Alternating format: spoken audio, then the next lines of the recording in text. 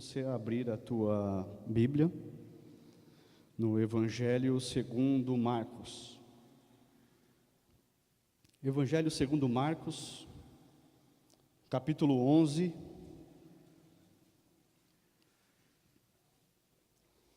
Evangelho segundo Marcos, capítulo 11, versículo 15. Diz assim a palavra de Deus: Chegando a Jerusalém, Jesus entrou no templo e ali começou a expulsar os que estavam comprando e vendendo. Derrubou as mesas dos cambistas e as cadeiras dos que vendiam pombas e não permitia que ninguém carregasse mercadorias pelo templo. E os ensinava dizendo: não está escrito, a minha casa será chamada casa de oração para todos os povos? Mas vocês fizeram dela um covil de ladrões. Amém. Amém.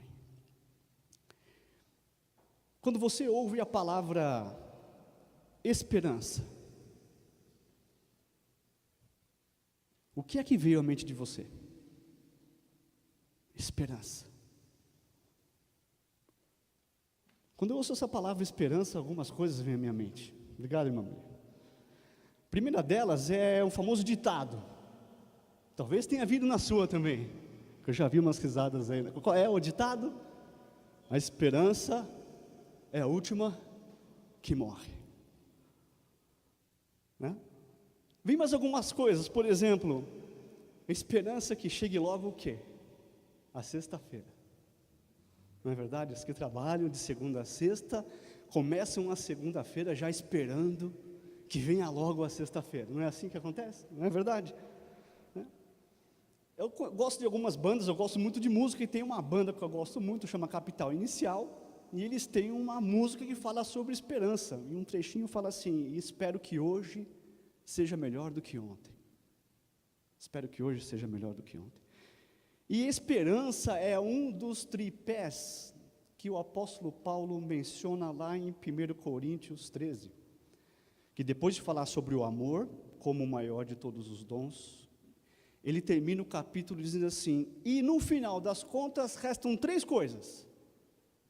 Você sabe quais são? Fé, esperança e amor. Então veja só que esse tema de esperança é um tema que é contemporâneo, mas é do ser humano. Isso faz parte da vida da gente. E o que tem a ver a esperança com esse texto que eu li? Porque se você voltar um pouquinho no tempo, e você colocar aqui no começo do capítulo 11 de Marcos, você vai ver que Jesus entra saudado como Messias em Jerusalém. Hosana, o que vem em nome do Senhor, é o que cantava o povo quando Jesus entrou montado num jumento. E toda essa fala, toda essa palavra do povo remete ao Antigo Testamento, em Isaías, que diz: olha, o Messias virá, montado num jumento, humilde, mas entrará triunfante pela cidade. Então Jesus estava com aquele ato cumprindo a esperança messiânica que o povo de Israel há muito tempo guardava no seu coração. Então, essa entrada de Jesus em Jerusalém marca o surgimento dessa esperança, e o primeiro ato de Jesus dentro desse novo panorama de esperança se dá, então, o texto que nós acabamos de ler aqui, que é a purificação do templo. A esperança de Deus começa na história purificando o lugar aonde Deus se manifestava, o templo. Esse lugar, porém, estava corrompido. E nós vimos no texto aqui que a corrupção se dava pela presença de muitos negócios no templo. Um lugar que era para ser um lugar de manifestação de Deus, havia se tornado um lugar, usando um termo contemporâneo, de business, de negócios. E Jesus entra no templo com um chicote na mão e o negócio lá pega fogo. Eu imagino quanta gritaria deve ter acontecido naquele dia. Mas o que é que esse texto aqui fala para nós hoje? Porque é uma pergunta importante essa que eu estou fazendo aqui. Porque Jesus não vai mais entrar em templos. Se bem que eu conheço alguns templos por aí que Jesus podia bem entrar, né? E dar uma limpeza por aí, pegar um chicote, tirar os business, os negócios de dentro da igreja. Mas Jesus não vai mais fazer isso nos templos que nós conhecemos de pedra.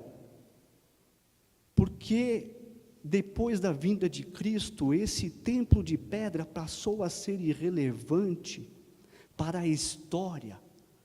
Porque agora Deus não habita mais, olha o versículo que vem à mente, mais em templos de pedra, e sim em corações. Então existe hoje um novo templo. E aqui nesta noite tem vários templos. Não contei quantos, mas tem mais de 50 templos aqui nesta noite. Templos, lugares de habitação. Então essa palavra é para você. Se Deus mora no templo do seu coração, essa palavra aqui é para você. E se o nosso coração é templo?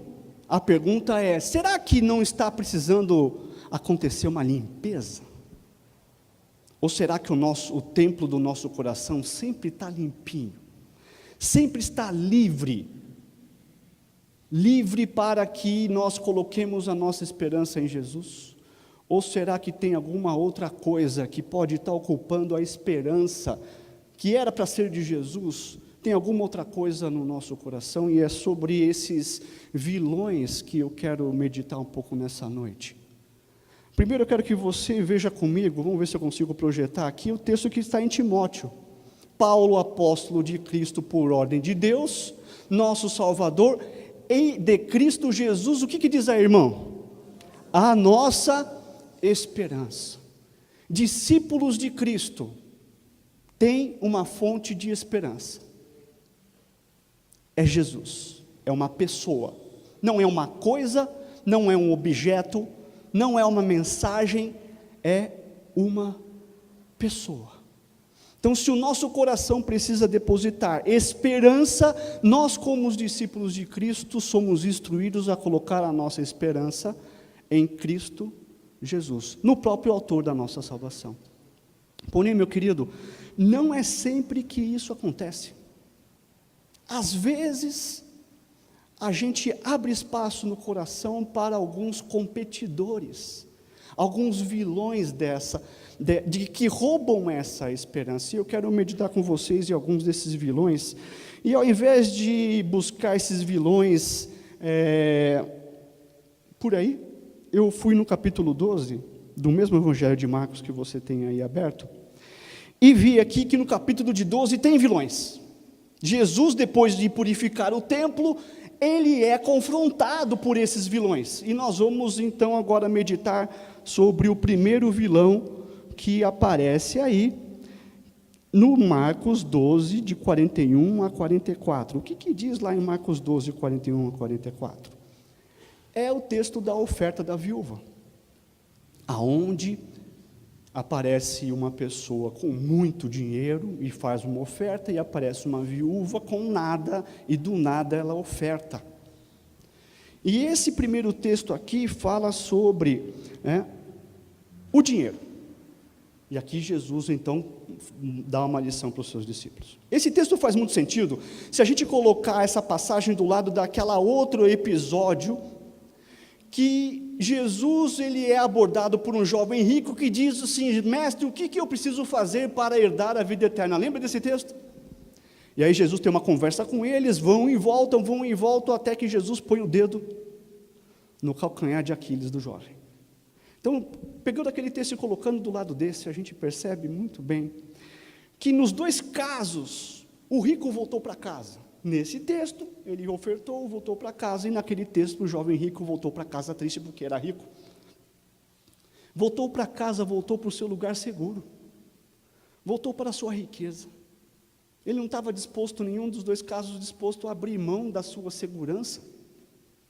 Voltou para o seu dinheiro.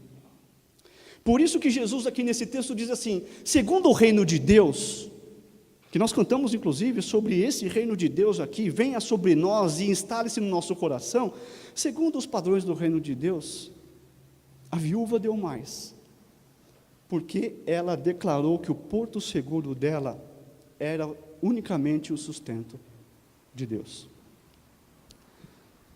Mas eu tenho que confessar uma coisa para vocês, como é fácil a gente aprender a confiar no dinheiro, né? Basta ter um pouquinho de dinheiro e já estamos lá, se sentindo mais seguro, fazendo plano, olhando para os lados, assim, agora eu estou mais tranquilo. A gente descobre e se acostuma tão fácil com a sensação de poder, né, que o dinheiro dá para a gente, não é verdade? Não é verdade? Essa sensação de segurança é uma coisa que a gente se acostuma, uma vez eu ouvi falar assim, a gente se acostuma fácil com coisa boa. Né? A gente se acostuma fácil, rápido, com coisa boa. Só que o dinheiro, de todos os vilões, o dinheiro é o mais perigoso. E não sou eu que estou dizendo isso, Jesus disse, olha, dinheiro ele é tão perigoso que ele é uma divindade. Ele é um Deus mamon, Jesus chamou o dinheiro de mamon. E Jesus disse assim, não tem como vocês me servirem e servirem ao Deus chamado dinheiro. Ou me seguem, ou seguem esse outro Deus. Olha que coisa séria. A gente vê os inimigos de Jesus tentando cercá-lo, né? Vemos até a cruz com os romanos crucificando Jesus, mas Jesus vai lá e reconhece que um grande opositor dele, não eram os romanos, não eram os judeus, não eram os céticos, era o quê? O dinheiro. E ele é muito claro, fala assim, o dinheiro ele é tão perigoso, que é impossível alguém que ama o dinheiro entrar no meu reino. É mais fácil um camelo entrar pela agulha do que um rico entrar no meu reino. Olha só a gravidade da mensagem de Cristo. É uma mensagem difícil de engolir, irmãos. É difícil. O evangelho não é fácil. Ele é um texto difícil. É um chamado complicado. E a gente não pode fugir da realidade do chamado do evangelho na nossa vida. O que diz a palavra de Deus aqui? Ninguém pode servir a dois senhores. Esse é o texto que eu acabei de mencionar para os irmãos. Vai desprezar a um e se dedicar ao outro. Vai amar a um e vai odiar o outro. Eu não estou dizendo aqui, meu irmão, que é proibido ter dinheiro. Mas eu vou dizer uma coisa que é proibido. É proibido que o dinheiro te tenha. É o contrário. Isso é proibido. Que o dinheiro tenha você. Isso é proibido. E o teste principal, eu quero deixar com você e que você guarde no seu coração. Não quero que você faça teste nenhum aqui na minha frente, na frente dos irmãos, mas quero que você guarde. Será que a gente está despreendido a ponto de dar tudo que a gente tem e confiar só no amor e no sustento de Deus? Que foi o que aquela viúva fez? E essa pergunta é uma pergunta que eu faço para mim. Você sabe, eles acham que é fácil? Não é fácil, não. Não é fácil. Esse dinheiro, ele é um Deus. E por que você diz, Marcel, que ele é um Deus? Veja só, esse dinheiro ele tem uma teologia. A teologia da prosperidade. Esse dinheiro tem sacerdote. Os sacerdotes da autoajuda. Esse dinheiro tem culto, que é o trabalho. Esse dinheiro tem mágica, que é corrupção. Esse dinheiro tem altar. E no altar do dinheiro, as pessoas fazem trocas com essa divindade. No altar do dinheiro, as pessoas trocam a sua integridade por duas caras. Elas trocam honestidade pela desonestidade. No altar do dinheiro, as pessoas trocam respeito pelo próximo pela arrogância. Elas trocam a generosidade pela avareza. E elas trocam a saciedade pela ganância. E tem mais uma coisa que elas largam no altar: o seu sono. Porque é a primeira coisa que eles perdem. Esse Deus dinheiro tem até agentes disfarçados no meio cristão. Um deles se chama Mike Murdock e o outro chama Benny Hinn. E se você prestar bem atenção, eles estão a serviço de um Deus que não é mais o Deus da Bíblia, é o Deus chamado dinheiro. Eu quero convidar agora você a fazer uma autoavaliação. Um teste, se eu fosse distribuir aqui para vocês todos e para mim um teste, para ver se você está dando espaço no teu coração para esse Deus chamado dinheiro ser a fonte da sua esperança para o futuro, ao invés de Jesus Cristo, a pessoa. Vou fazer algumas perguntas e eu quero que você responda para si mesmo o quanto disso é verdade para você ou não. Você já acha que tempo é dinheiro? Porque esse é o sintoma. Uma pessoa que crê que tempo é dinheiro, ela já está sacrificando o tempo pessoal dela, os seus hobbies, a sua leitura, o descanso, o seu trabalho voluntário, já está sacrificando isso para ter mais dinheiro. Uma pessoa que crê que o tempo é dinheiro, depois de sacrificar o seu tempo pessoal, vai sacrificar o tempo da sua família. O tempo que ela tinha para gastar e investir com a esposa e com os filhos, vai ser um tempo vendido para o dinheiro, para o trabalho. Depois de vender o tempo que pertence à família, o sintoma mais grave é que esse crente vai vender o tempo que pertence a Deus. Então é uma escala crescente que começa pequenininho, com um tempo que é pessoal, vai crescendo e vai tomando o lugar da família, e vai crescendo e vai tomando o lugar de Deus até que não haja mais espaço nenhum. Esse é um dos sintomas. Um outro sintoma é aquela situação que às vezes a gente acha comum, gastar mais do que ganha. Gastar mais do que ganha é um outro caminho. Porque para compensar a gente acaba vendendo a nossa vida para o trabalho e trabalhando mais para pagar as nossas dívidas. Gastar mais do que ganha é um sintoma. É quando a gente inclusive se expõe a uma oferta fácil de dinheiro, a gente pode vender os nossos valores, as nossas convicções. Um outro sintoma é quando a gente se recusa a compartilhar aquilo que temos com quem não tem. Quando isso acontece na nossa vida é porque o dinheiro já está ocupando um grande lugar no altar dos nossos corações. Eu quero que você fique com essas reflexões aqui, porque nós vamos para mais uma. Falamos sobre dinheiro no capítulo 12, e no capítulo 12, a partir do verso 28, nós temos um outro episódio em que Jesus é confrontado com um mestre da lei, que pergunta a respeito de qual é o maior mandamento. E aqui, nessa conversa aqui, nós estamos falando, Jesus fala sobre, olha, vamos parar com essa coisa de pensar que sacrifício, que oferta é o que Deus quer. Deus quer corações transformados. Deus quer corações transformados. E aqui está mais um vilão que pode tirar Jesus do nosso coração como fonte da esperança, é a religião. A religião. Vamos fazer mais um teste? Hoje é o dia dos testes, ou a noite dos testes. Eu preparei vários aqui, então presta atenção comigo, porque eu estou dando aqui ferramentas para a gente se autoavaliar. Responda sim, não ou talvez às perguntas que eu vou te fazer. Você acha que se batizar, dar o dízimo ou participar da ceia, ajuda você a conquistar a salvação? Você acha que quanto mais você estuda a palavra de Deus, mais você tem a sua salvação garantida? Você acha que porque você faz parte de uma igreja onde o pastor é um exemplo de vida, de oração e de fé na palavra, então você por tabela está garantida na sua salvação? Você acha que por não faltar nenhum culto, participar de todas as campanhas que estiverem em andamento, vai garantir a tua salvação? Se você respondeu sim ou talvez a uma dessas perguntas aqui, eu convido você a pensar direitinho, porque a religião está começando a empurrar a fé viva em Cristo Jesus e a transformação que Jesus quer fazer no nosso coração, que isso é salvação, transformação de coração. Essa conversa que Jesus teve com esse sábio aqui, com esse mestre da lei, era sobre isso, sobre atos religiosos, e ambos chegam à conclusão de que o que Deus quer como esperança é a transformação do nosso coração.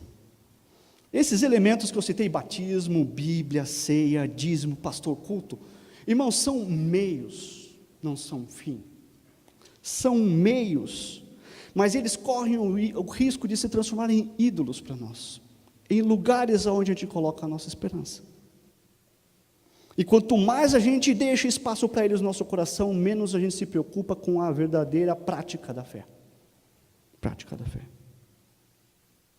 A salvação, portanto, ela é o nosso fim, a finalidade.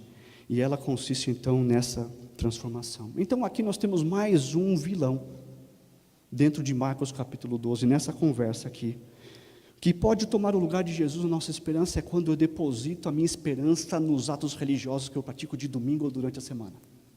Isso é um engano, isso é um risco muito grande para a nossa vida espiritual. Convido você agora a ir para mais um ponto. Esse daqui é um ponto muito interessante, ainda em Marcos capítulo 12, a partir do verso 13, levam para Jesus uma pergunta muito capciosa. Jesus, vamos falar dos impostos. E aí, a pergunta é, pagamos ou não pagamos os impostos?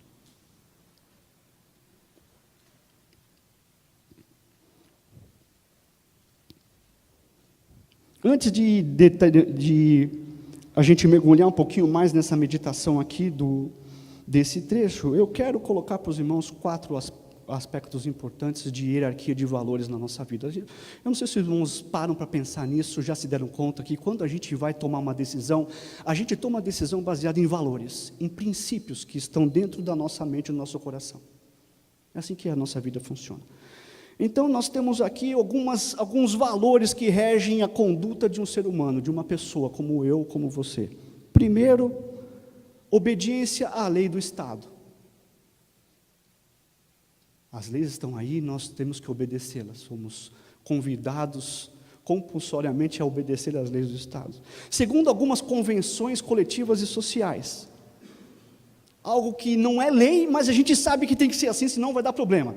Quem pega ônibus sabe que se for descer no tubo pela porta 3 vai ter problema, porque aquela porta é de embarque, não é porta de desembarque. Então, convenções coletivas que a gente não discute, que estão no nosso cotidiano para ajudar a gente a viver melhor, numa cidade, por exemplo. Um outro critério são valores pessoais. Aqueles valores que nós recebemos, inclusive, dos nossos pais, em um ambiente escolar, quando nós somos pequenos. Verdade, mentira, respeito ou não pelas pessoas idosas, respeito ou não pela propriedade do outro.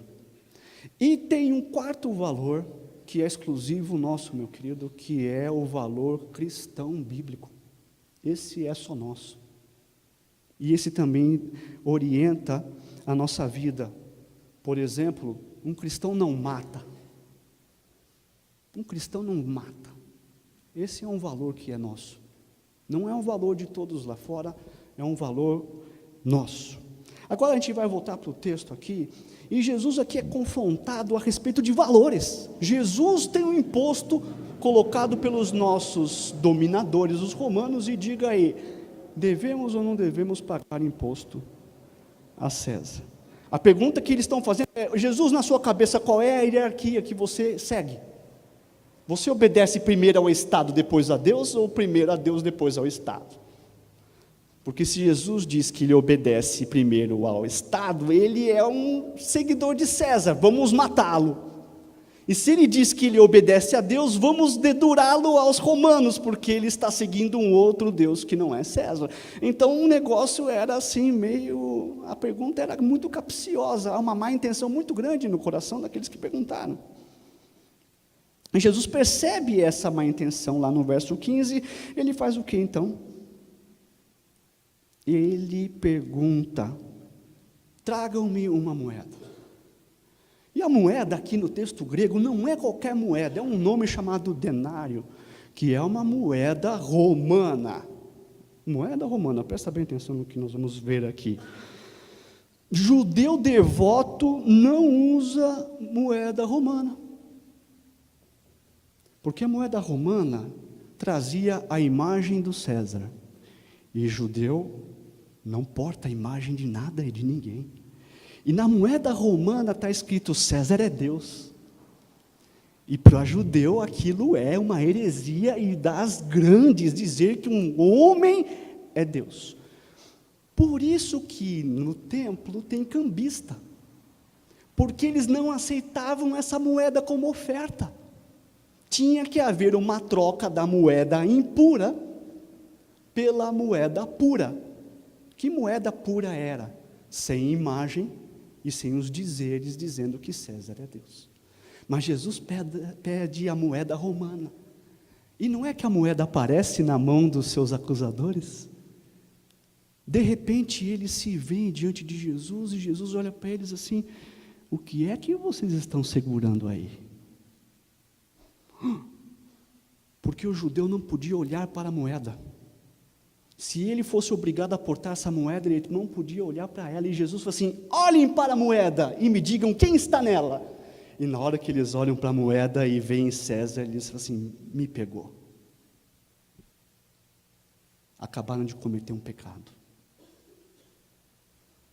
E naquela hora, então, os seus acusadores perceberam que eles tinham perdido o poder da pergunta, porque eles estavam numa condição de pecado, por segurarem uma moeda com um ídolo estampado e olhando para ela e lendo o que estava escrito nela.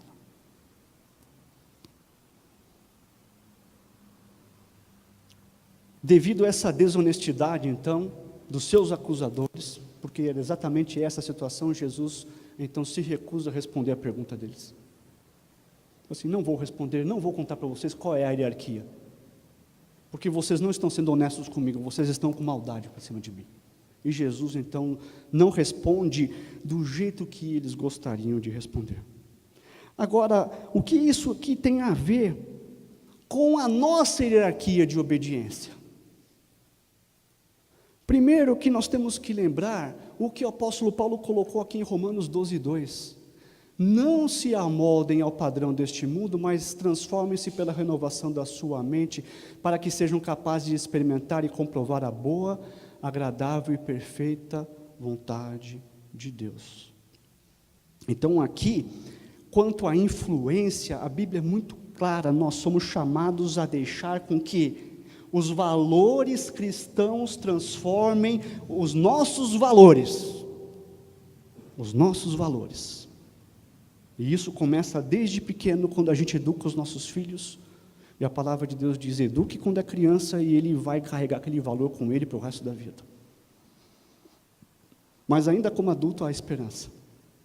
E o Espírito Santo transforma os nossos valores, mudando o nosso jeito e a nossa hierarquia. E muitas vezes essa mudança vai nos empurrar, meus irmãos, na contramão do mundo.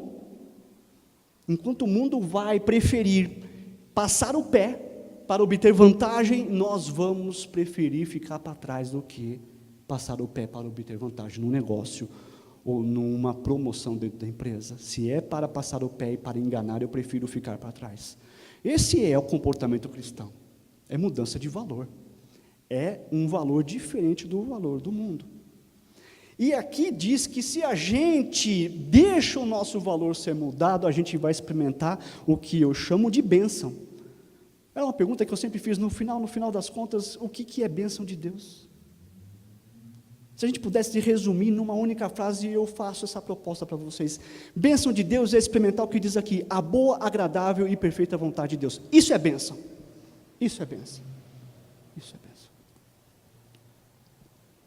Então, quanto à influência, a Bíblia é muito clara. E agora, quando há um conflito, como é que a gente resolve esse conflito? Vamos ver aqui, João 18:36 diz assim: meu reino não é desse mundo. Se fosse, os meus servos lutariam para impedir que os judeus me prendessem. Isso aqui Jesus falando para Pilatos. E aqui Jesus está dizendo assim, eu falo assim: olha, não vamos misturar as coisas. Quem me segue, segue um outro padrão.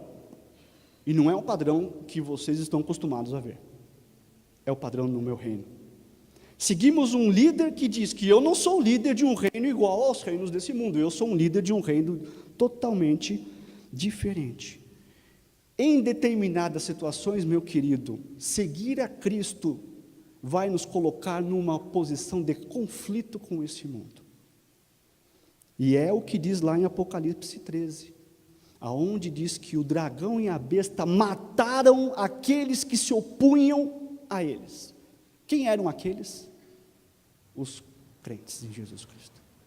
Um conflito, oposição, e o crente não se curvou aos valores do mundo e morreu. E morreu. Nós vivemos num país onde morrer por não se curvar a um valor ainda é uma coisa muito rara. Mas existem formas menos violentas de oposição. Existem formas menos violentas de oposição. Esse é um dos motivos pelo qual tem muito missionário pregando Jesus nos países islâmicos. Eles entendem que eles obedecem um reino que não é deste mundo, então eles não se importam com o reino desse mundo que diz, aqui não pode entrar e aqui ninguém fala de Jesus. Eles não se importam, eles vão, eles pregam, eles arriscam a sua vida, porque eles obedecem um outro código de leis, uma outra constituição, uma outra hierarquia de valores, a hierarquia do reino de Deus. Agora, meu querido, o que isso tem a ver conosco? Eu falo assim, Marcelo, mas o que isso tem a ver com o vilão do nosso coração? Querido, a gente pode estar endeusando o Estado, a gente pode estar colocando o Estado acima de Jesus Cristo no nosso coração, quando a gente acredita que, por exemplo, a democracia brasileira é capaz de resolver os problemas do país.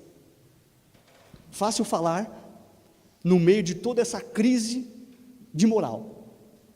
Mas vamos voltar agora um pouco no tempo e pegar a época de ouro do Brasil, antes da Copa, inflação baixa, pleno emprego, todo mundo trabalhando, gente procurando emprego, não sofria com desemprego porque faltava trabalhador.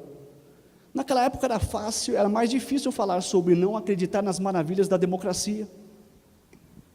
Mas muitas vezes a gente se ilude achando que os problemas da humanidade serão resolvidos quando houver o governo do povo. Não vamos nos iludir, irmãos, até mesmo a democracia, que é uma criação saudável, ela ainda é uma criação humana, e está aí para provar que mesmo a democracia é falha e gera frustração em cada um de nós. Então, em tempos de bonança, em tempos de muita confiança no governo, vamos tomar cuidado para não achar que o governo democrático é um lugar onde nós podemos colocar a nossa esperança. Deve ser, sim, um lugar, um modelo de governo que a gente deve perseguir, por ser uma voz representativa do povo, mas não ser a tábua de salvação da Igreja de Cristo.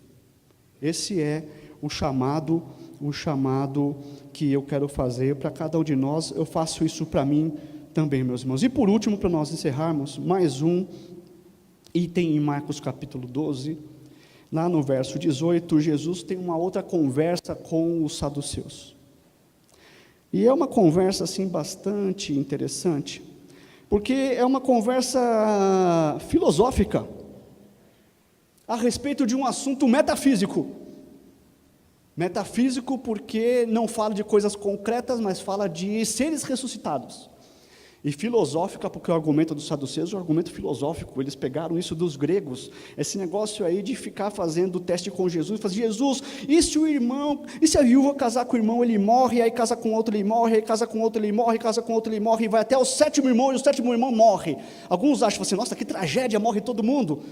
Esse argumento, ele é um argumento filosófico de absurdo, de levar a proposta até o limite dela para provar que ela é simplesmente inválida. E eles usam esse argumento com Jesus. Usam um argumento filosófico com Jesus para ver assim, vamos discutir agora filosofia. E aí eu peguei essa filosofia e transpus para a ciência hoje, porque a filosofia daquele tempo era a ciência, e hoje nós temos muito mais coisas desenvolvidas a partir da questão filosófica. Então Jesus vai lá e fura toda a lógica deles. E Jesus diz assim, olha, vocês estão partindo de um princípio de que no mundo metafísico as coisas são iguais ao mundo físico. As pessoas se casam. E deixa eu dizer para vocês que não se casam. Então Jesus já fura logo de cara a premissa que eles estavam usando no argumento. Não se casam. Segundo, Jesus dá um puxão de orelha neles e fala assim, vocês não perceberam que vocês vivem numa incoerência? Vocês não acreditam em ressurreição, mas vocês dizem que seguem o Deus de Abraão, de Isaac e de Jacó. E lá diz que Deus de Abraão, Isaac e de Jacó não é Deus de morto, mas Deus de vivo. vocês têm uma incoerência filosófica no seu argumento. Então aquilo lá foi assim, um tapa na cara deles, um tapa na cara dos saduceus, nesse tipo de argumento aqui. Aqui Jesus está falando sobre filosofia, mas hoje em dia nós temos aqui a tentação de achar que a ciência pode curar todas as doenças. Isso me remete à oração que o Pedro fez, sobre orar para que Deus faça milagres. Irmãos, essa é uma tentação que eu vivo. A Dani caminha comigo lá em casa, sabe que eu vivo essa tentação de achar que eu não preciso mais pedir milagres que a ciência vai fazer a partir dela. É uma tentação minha. Muitas vezes eu me pego simplesmente não crendo mais que Deus pode fazer milagres, porque a ciência vai cuidar de fazer, de consertar, de curar. E eu confesso para os irmãos que vira e mexe eu peço perdão, falo assim, Deus, reanima a minha fé no milagre. No milagre. A ciência tem provado muitas coisas, e a ciência tem tentado se colocar inclusive no lugar de Deus. E aqui está o texto para a gente se lembrar de que a gente não pode permitir que a ciência ocupe o lugar da nossa esperança. A nossa esperança é em Jesus Cristo. Eu creio ainda no milagre que Jesus pode fazer. Eu falo isso para mim, meus irmãos, eu falo isso aqui para mim. A ciência pode ter esgotado todas as possibilidades, e eu sou chamado hoje pela palavra de Deus a crer que um milagre pode acontecer.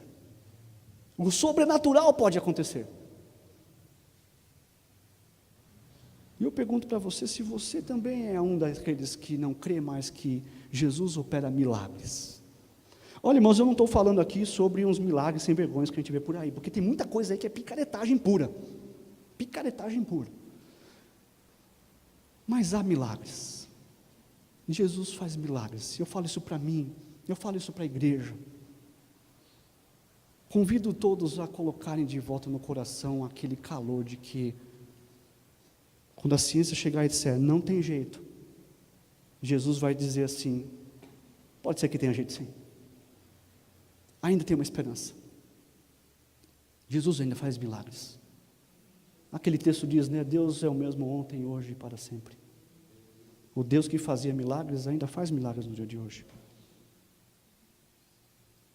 Então eu quero fazer essa reflexão com você, esse fechamento de hoje. Falei sobre 4 vilões que podem ocupar o lugar da esperança no nosso coração. O primeiro deles foi o dinheiro, o segundo foi a religião, o terceiro foi o Estado, a democracia, o quarto foi a ciência. Eu convido você nesse momento aqui a fazer uma reflexão no teu coração a respeito desses 4. Existem outros, mas não é o objetivo dessa noite aqui. O objetivo dessa noite foi explorar Marcos capítulo 12 e ler esse capítulo com esse olhar. Eu quero convidar você agora a fazer uma reflexão. Como é que está o seu coração? Eu tenho certeza que Jesus mora nele. Não conheço a todos, mas todos aqueles que convidaram Jesus a morar no seu coração, têm um cômodo reservado para Jesus. A pergunta é, quem está nos outros cômodos do seu coração? Será que também está escrito na porta, reservado para Jesus? Ou será que tem algum cômodo no seu coração, que a partir da leitura desse texto e da meditação que nós ouvimos nessa noite, você percebeu que esse cômodo não está reservado para Jesus? Talvez você tenha percebido, assim, olha, eu me dei conta que eu tenho um cômodo aqui em que eu coloquei a esperança na política. Acho que vai ser raro aqui no nosso meio, né? Nessa noite é sobre esperança na política, tá? Mas vai lá o aviso. Vai lá o aviso. Depois não digam que alguém não falou, né? A esperança na política, na democracia, no avanço do povo brasileiro. Talvez você tenha sentido que, olha, Marcel, você falou e eu lembrei de algumas situações que eu vivo. E eu acho que tem um cômodo do meu coração que eu coloquei a ciência lá. E ela está brigando comigo. Ela está brigando, ela está tentando ocupar outros espaços, mas já tem um reservadinho para ela lá. Talvez você tenha colocado a religião morando dentro do seu coração, ocupando um cômodo que era para ser um cômodo escrito reservado para Jesus Cristo. Talvez você tenha percebido que o dinheiro ocupa um pouco do teu coração. O dinheiro é perigoso. Esse é o perigo, o grande perigo. Eu quero convidar você essa noite a fechar os teus olhos, nós vamos juntos fazer uma reflexão. Porque toda essa meditação aqui, ela tem um único objetivo. Ela tem um objetivo de abrir a oportunidade para você renovar um compromisso com Cristo. Porque você vai precisar desse compromisso amanhã, na segunda-feira, no teu dia de trabalho, ao lidar com a sua família, a lidar com as suas finanças, a lidar com seus filhos, a lidar com seu marido, com a sua esposa, com seu chefe, e você vai precisar ter claramente quem o teu coração segue. Quais são os teus valores? E nessa noite está aberta a oportunidade para você falar com Jesus, que mora dentro de você, que mora no templo do seu coração, e a se confessar diante de Cristo, assim, Jesus, me perdoa, porque essa noite eu me dei conta que no meu coração moram outros em quem eu tenho depositado muitas vezes a minha esperança. E nessa noite eu convido você a pedir perdão, falar assim, Jesus, eu peço o teu perdão. Porque o Jesus está sempre disposto a nos perdoar e a nos estender a mão para recomeçar. E vamos orar juntos, meus irmãos. Deus querido, nessa noite eu venho, Senhor, também pedir a Ti perdão mais uma vez. Porque dentro do meu coração, muitas vezes, a ciência ocupa um lugar que não pertence a ela, que pertence a Jesus. Muitas vezes a ciência tenta tomar conta da minha esperança. E essa esperança pertence a Cristo. Não que eu despreze a ciência, mas que eu olhe para Cristo, para o impossível, e não perca a esperança ao ver que a ciência é tão limitada e muitas vezes tão confusa. Senhor, nesta noite, Pai, eu sei que o Teu Santo Espírito falou com muitos de nós aqui.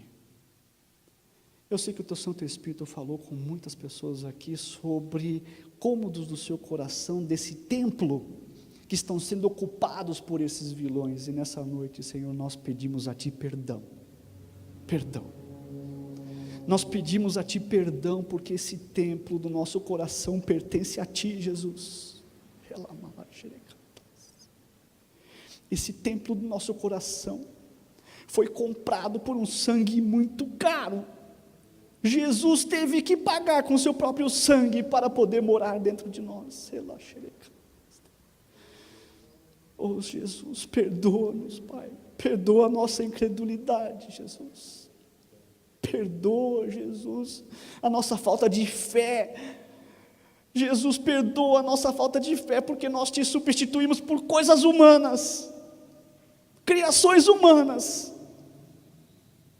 E Jesus, nessa noite nós queremos fazer, e eu quero fazer contigo um compromisso novo, uma renovação de compromisso contigo, Jesus. Nessa noite, Jesus, como igreja, como corpo de Cristo, queremos renovar contigo a nossa aliança de confiança e de esperança só em Jesus Cristo. Só em Jesus Cristo a nossa esperança. Oh Jesus, nos ajuda, Jesus, a tirarmos de dentro do nosso coração tudo aquilo que estava roubando o Teu lugar na nossa esperança, Pai. Nos ajuda. Não é muitas vezes uma coisa que acontece na noite de domingo. Vai exigir de nós esforço, vai exigir de nós perseverança, vai exigir de nós quebrantamento, desapego. Jesus nos dá coragem, nos dá experiências contigo que nos fortaleçam nessa caminhada em confiar em Ti, Pai. Ao invés de confiar no dinheiro, no Estado, nos atos religiosos ou na ciência. Tem misericórdia de nós e perdoa-nos, Pai, pela nossa incredulidade, é o que eu te peço nesta noite, Pai. E sopra dentro de nós, Pai, o vento de mudança em nossos corações, o desejo de começar de novo, Pai, a alegria de redescobrir Cristo, guiando a nossa vida, sendo o centro da nossa esperança, Pai. Pai, é isso que eu peço para mim, Pai. É isso que eu peço para mim nessa noite, Pai. É isso que eu peço para os meus irmãos aqui, Pai. E eu te agradeço, Senhor Deus, porque Tu nos amas, Pai. Em nome de Jesus. Amém.